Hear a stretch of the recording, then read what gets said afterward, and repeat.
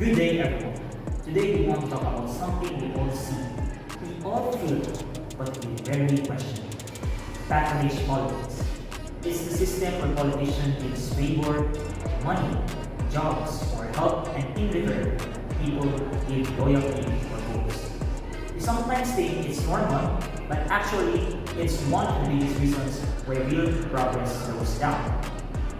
Patronage isn't just a Filipino issue.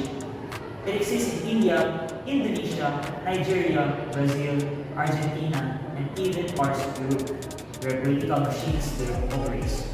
According to political studies, patronage appears most in countries with unequal resources and weak institutions, because people depend on personal connections instead of fair systems.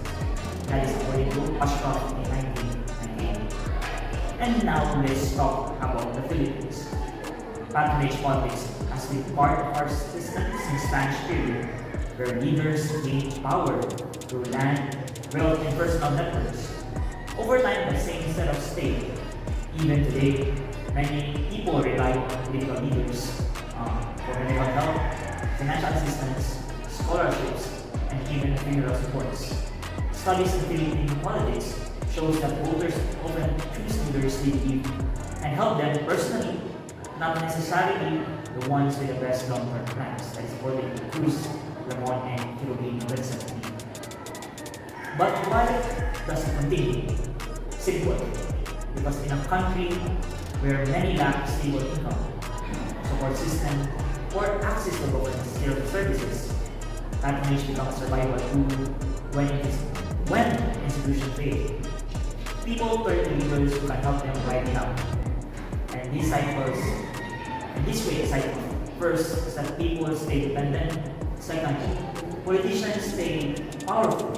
And third, real reforms get blocked. As Kush recently explained, political patronage survives when citizens feel that the government cannot deliver services equally. So the root problem is not the people, it's the environment that makes patronage feel like the only option. Thank you, Fred. Now let's talk about the effects. Because patronage doesn't just influence elections, it also shapes our everyday life. First, it weakens institutions. When politicians use public jobs or positions to reward supporters, merit and skill become less important.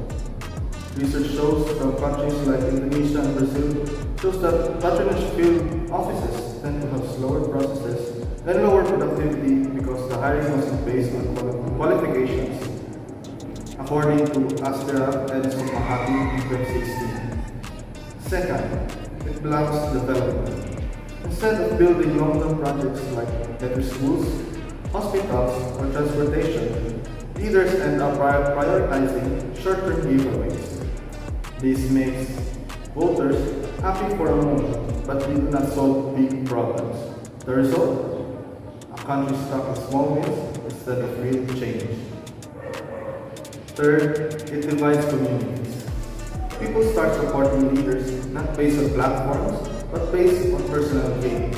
This creates groups, rivalries, and even violence. In some countries, like Nigeria and Kenya, where patronage networks turn political competition into conflict. Finally, it reinforces poverty. When people rely on politicians for financial help, they remain dependent. Global studies show that patronage is strongest in areas with high poverty and unemployment, meaning the poorest communities suffer the most, according to Pateranga and Versailles in 2020. So, the harm isn't just political, it's social, economic, and deeply personal. Thank you, Francis. Now the question is, what can we actually do? First, we need better institutions. Countries that reduce patronage, like South Korea and Chile, did it by strengthening system, clear hiring rules, transparent public spending, and digital services that limit face-to-face transactions where favoritism can happen.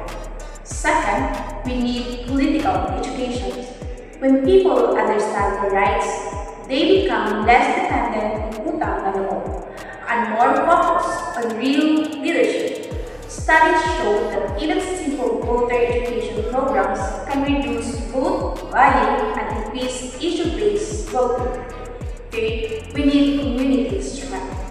If communities have access to healthcare jobs and support programs, they won't need to rely on political for survival.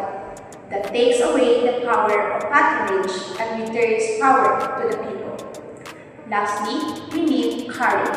The courage to question old systems. The next time someone says, ganyan na talaga, we must learn to ask, pero bakit hindi natin pwedeng baguhin? Patronage continues not because we want it, but because we accept it.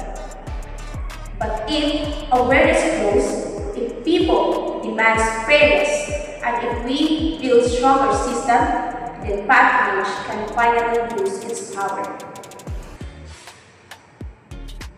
So today, we invite you to look at politics not as a transaction, but as a responsibility. Understanding patronage is the first step to breaking it. And once we break it, we open the door to better leaders, better system, and better future. Thank you.